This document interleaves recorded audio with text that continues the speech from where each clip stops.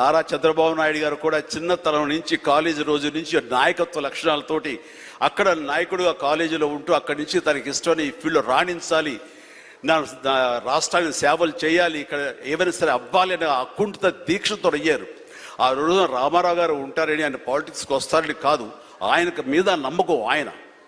అట్లా ఏ మారుమూలు ఉన్నా నేను ఎట్లయితే యాక్టింగ్ మీద నా నమ్మకంతో నేను ఎలా ఉన్నానో అలాగే నాయకత్వ లక్షణాలతోటి పాలిటిక్స్లో రావాలి, రాణించాలి, ఇతోధికంగా ఎంతో సేవలు చేయాలని అనుకున్నారు. కాబట్టి నాయకుడిగా, స్టూడెంట్ నాయకుడిగా, విద్యార్థి నాయకుడిగా ఉన్న ఆయన పాలిటిక్స్లో రావడం ఏంటి అనుకోని పరిస్థితుల్లో అవకాశాలు వస్తే వాటిని చేజిక్కించుకుని వాటిని ఆసరాగా తీసుకుంటూ అంచెలంచెలుగా ఎదుగుతూ ఈ రోజున మనం చూసేటువంటి అద్భుతమైనటువంటి ఒక మహానాయకుడిగా ఎదిగారు.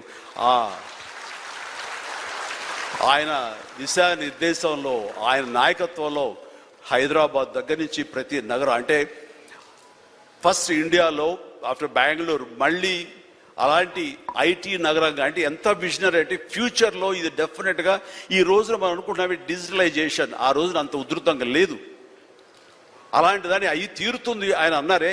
ఆయన మైండ్ సెట్ ఆ రోజు అలా షిఫ్ట్ చేసుకుని దానికి కట్టుబడి ఉన్నారు. కాబట్టి ఈ రోజున ఐటీలో కానివ్వండి, అతను డిజిటలైజేషన్లో కానివ్వండి, ఇదిగో ఈ రోజున ఏఐలో కానివ్వండి, ఆ స్థాయికి వెళ్ళటానికి నాంది పలికినటువంటి పాయనీర్ మన చంద్రబాబు నాయుడు గారు.